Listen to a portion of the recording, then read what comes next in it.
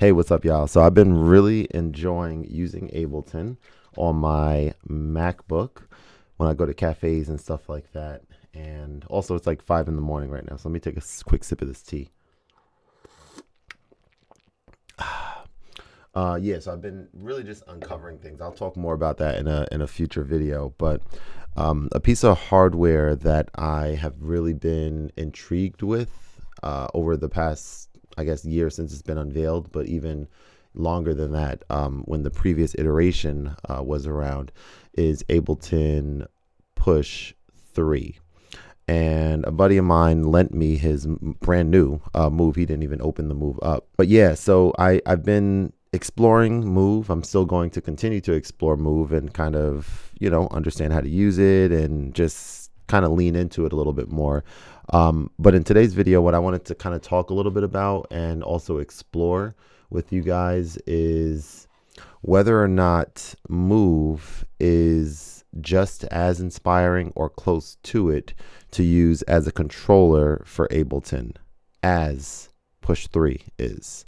And in my mind, I really want to get an answer, a strong answer for that question, because what I can see sort of happening in the studio here is getting a Push 3 controller, not the standalone, and having it connected to my desktop computer here, having my interface set up, my microphone that I'm talking to you guys on set up, and my headphones connected to the interface, and be able to kind of have more of a studio hub feel, if you will, for Ableton versus like the kind of pick up and play Ableton experience on my laptop, which is really not using any vocals, right? So I think in the setup here, I'd be able to definitely use vocals, but then also have what I remember a much more fun experience chopping samples. I think chopping samples in Push 2, when I had it years ago, I was going to say breathtaking. That might be a little bit of a strong word. My first experience with this as a controller wasn't great. But someone on a live stream the other day said how much he enjoys using this as a controller in Ableton. So I figured I would give it another go and see how it goes. So I think you have to hit Shift and Settings and then scroll down. Also, let's see if there's any updates. No updates. Okay. Go back and then go to Control Live. So we're connected to Live now with USB. Now, I may also consider doing this so you guys can see what I'm seeing. Like that song used to be back in the day. Do you see what I see? All right, so we have this launched. So yeah, let's kind of see what I would want to do here. So let's I don't know, add a drum track. All right, so we add drums. The drums are there. Let's turn my volume up just a little bit so I can hear this better.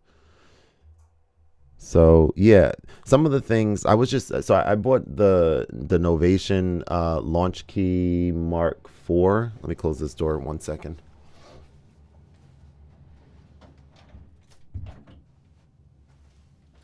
Yeah, so I bought the Novation Launch Key Mark IV 37 key. Just to see what that experience is like.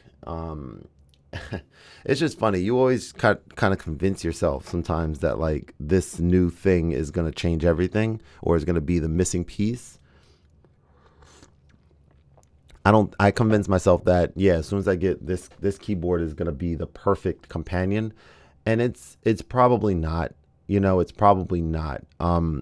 The size of it is middle ground, right? So it's not something I'm going to bring with me to cafes. It's not something that's going to be in my book bag. So then is it going to be something that sits on my studio desk? No, because 37 inches is kind of like, why not just get the 49? But also the 49 is going to be a little bit cheaper than what I can get the Push 3 for. And I know the Push 3 is going to be significantly better, coupled with the fact that I'm going to already get my hands on a really, really nice 25 and 37 key MIDI controller that I'm very excited about. So it kind of just yeah, I'm probably going to return that, but that's not what the point of today's video is. The point of today's video, and also let me just check these audio levels. So you guys aren't hearing anything. I guess I need to be, give me one sec. I think I need to be in, what, aggregate device? Did I set this up properly? Let's see. I'm going to make, let me see. Let's close this. Let's make this smaller. Yeah, there we go. Aggregate device. All right, so we're in there. And so you could get your drums going. So if I hit, let me see. How do you turn metronome on? Let me see. So right off the bat, one thing that's important, very important to me, is tempo. So let's see how we can change tempo in here. That, there we go. Tempo we can change, no problem. That's good.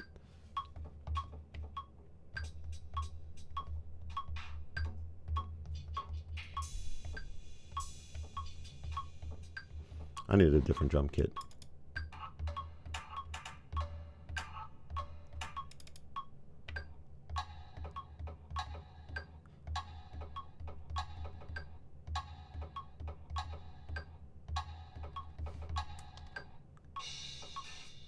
All right, so that, we're gonna undo that. Let's try this again. Here we go.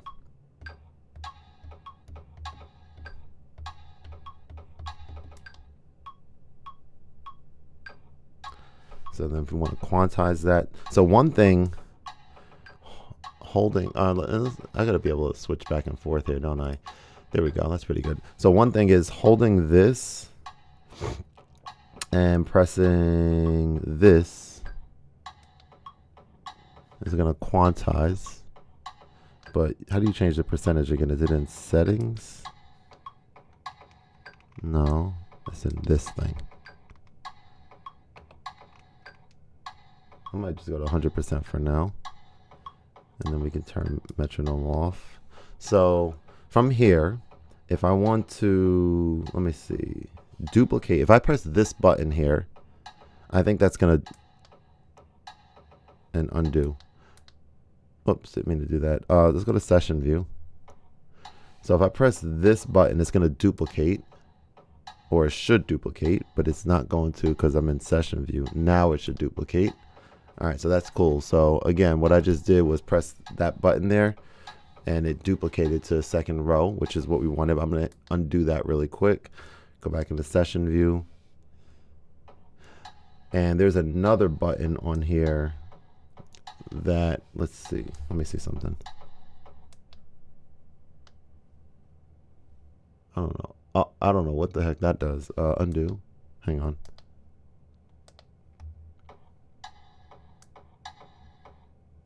All right, let's just keep adding some things. All right, so we're gonna go into instruments. We're gonna go into meld.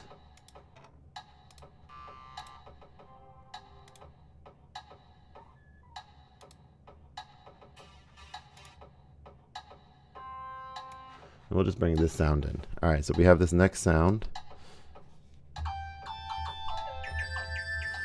All right, cool. So let's come back in here and show y'all what's happening. I'm gonna turn that off for a sec. Let's get that magic mind going right quick.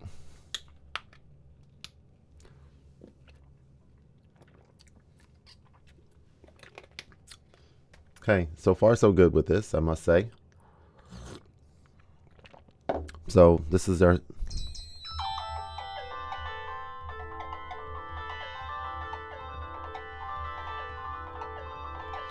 so I could see myself, if I'm using this, I can see myself maybe being in session mode and like being able to control Ableton from session mode. I think this is kind of what I would explore, because like from here I would have my control, like a 25 or 37 key keyboard, and these two together could be kind of perfect, I'm thinking, because I'm playing here and I'm starting to record there, versus having to jump from screen to screen. But for now, we don't have that yet. So for now, we're going to continue exploring this. So we can go here and turn off. I guess we don't like in key. I guess we like chromatic, right? I think I discovered that. So from here, let's find a better sound. Actually, no, we'll stay here. We'll stay on this sound because I think the other thing is being able to change your, yeah, change this stuff.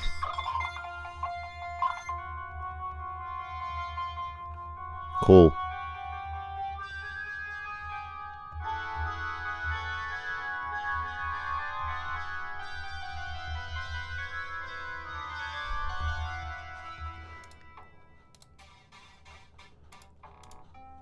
So what if I just went into instruments and just brought in just operator, for example?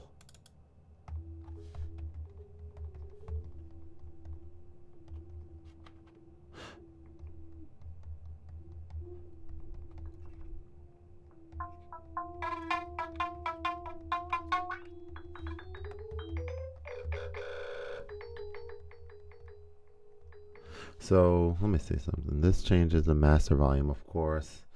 I'm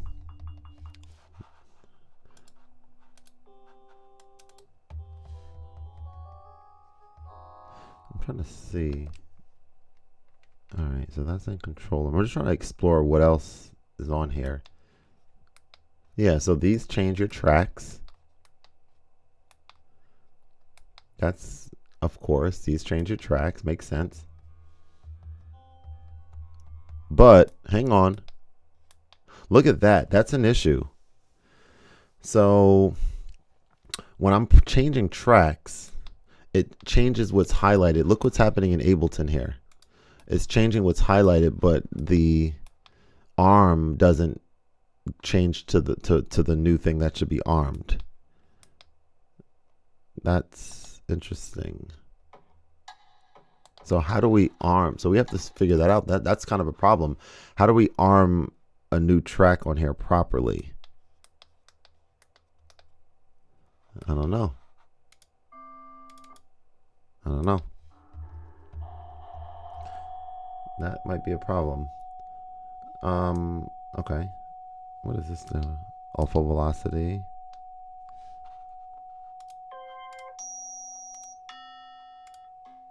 I'm gonna explore. I gotta continue exploring this, guys. I'm gonna go command new, open up a new track here, or a new project. Okay, it says no MIDI device. Obviously, we have nothing there. So let's go to Impulse.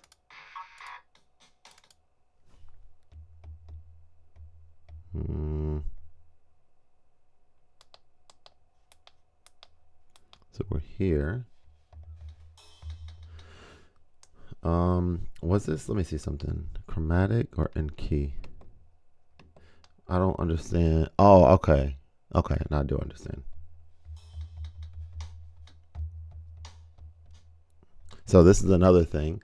So I just loaded an Impulse drum. And what I would expect is for these to be laid out, not every other note. Well, actually, hang on. I think I know that. Maybe this does need to be in key. Hang on. Okay, like this. Okay.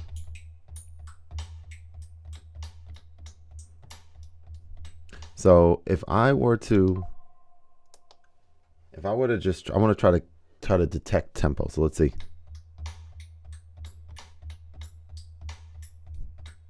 That's it, and then press this. There we go. And then turn on metronome. And then turn this on, quantize. If I undo, yeah, quantize. Cool. That's good. Now, I'm going to try to bring a new, let's turn that off. So now I'm going to try to bring in a new, actually, let me see. Let's do some melodic stuff.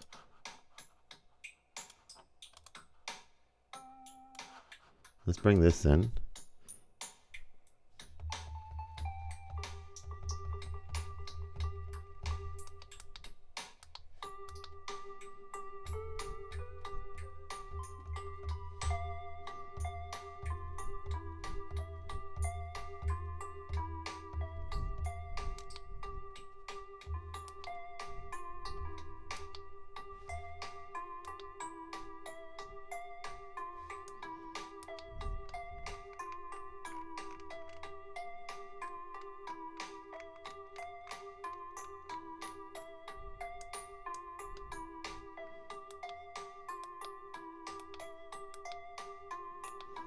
Okay, so whatever I was experiencing earlier, it's fixed now for some reason. I don't know why it wasn't doing it, but now when I'm pressing the buttons on here to change track, it's actually arming the new track as it's supposed to. Obviously, you want to arm when you're going to the new track.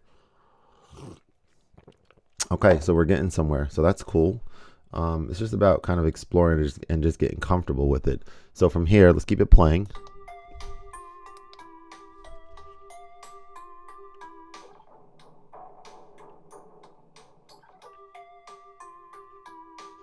Let's bring in an audio effect.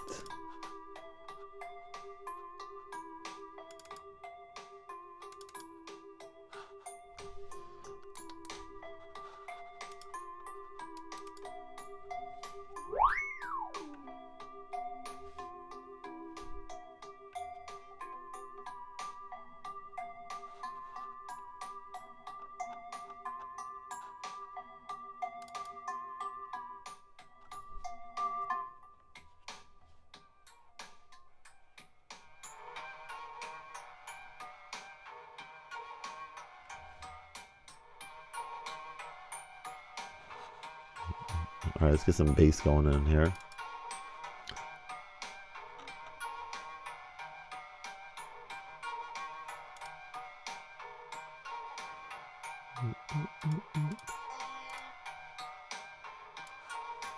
Let's see.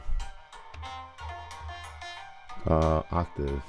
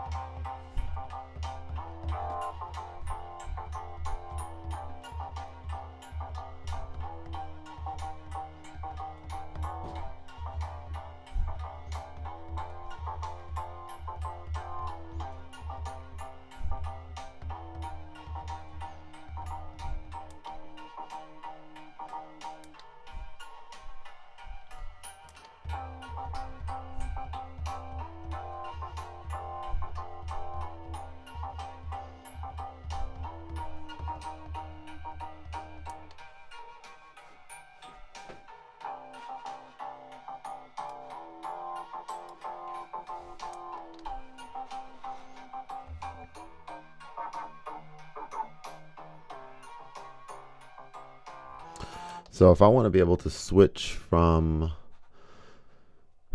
view to view, let's see. Okay, hang on. Session mode is set. Note mode. Okay, this is on 5. Maybe I have to hit this to go up. No, I'm trying to figure out how do I. All right, yeah, that's not a problem. I just have to figure out how. But like right now, I'm on the 5th track. And so, like, look what's happening. So I'm on the 5th track, right? And so what we have here is like, this is the 5th track, but I need to see how do I shift up? Is it shift this? Scale degree? No. Bar 1, bar 2, bar 3, bar 4. Yeah, I don't know. I don't know how to, I don't know. I think what I'm saying is making sense, right? So like if I delete these tracks, now we're back where we need to be. Now we can go from 1, 2 to 3, but I'm not sure how to access tracks 5 through 8, I guess is what I'm trying to say. That's pretty important. But so far, kind of having fun with this for sure. Again, my thought process, hang on, let me see. So from here, if I wanted to, trying to see, one sec. So we're here. trying to see if I wanted to record a next pad here, like record to a next, section of the song. If I hit that, this is the grid. We know this is the grid, so we're good with that. But how do we start recording there? Not sure. You gotta fit. That's pretty simple.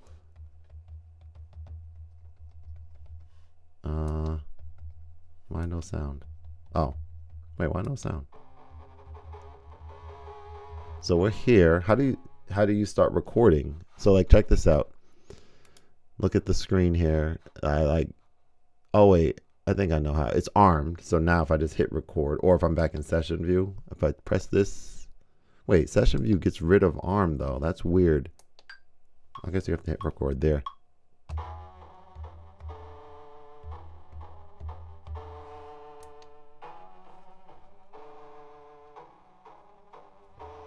All right, this is a pretty interesting exploration here. It's just about trying it out and just seeing where the limitations are. So far, I think that there's a few things. I think that being able to access, and this is a major thing actually, being able to access the sounds on the device to go through, like just turn the knob and be like, all right, I'm going to add a new track, like that type, add a new track and go through different sounds and presets. That I don't think I can do on here. I think I still need to use my mouse in Ableton and turn my head and look at the computer. Whereas what I would want to be able to do is not have to do that at all. And so I'm going to continue exploring this for sure. I'm going to leave this on the desk. I'm going to, use it sometimes when I go out to get more familiar with stuff standalone. And I'm going to, continue just exploring it and using it and kind of, seeing up to a point where I'm like, okay, this is limited, which it's good. It's good so far. It's definitely good. But I want to do a video soon talking about really, and I might actually get the push 3 at some point in the near future, because I want to talk about like a comprehensive video talking about the differences and the use cases for someone like myself between Ableton Note on the phone, on my iPhone, Ableton Note on my iPad, Ableton Move as a standalone device / controller, and then Ableton Push 3 as a controller. And I want to explore that and talk about that. So yeah, that's what we'll leave today's video. I just thought of something. I'm actually curious to know if Push 3 can be powered up via USB-C, or do you need to plug it in plus the I think you probably need to plug it in. Let me, I'm actually curious about this. Let me check this real quick. Push 3 be powered via USB-C? I don't think so. Push can be charged via USB-C from this or greater. Push 3 controller. I don't know. Oh, here, let's see.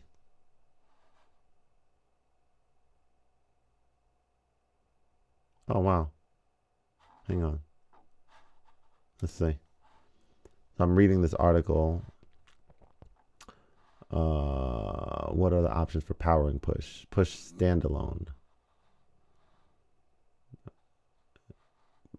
Standalone. I don't know if I understand this.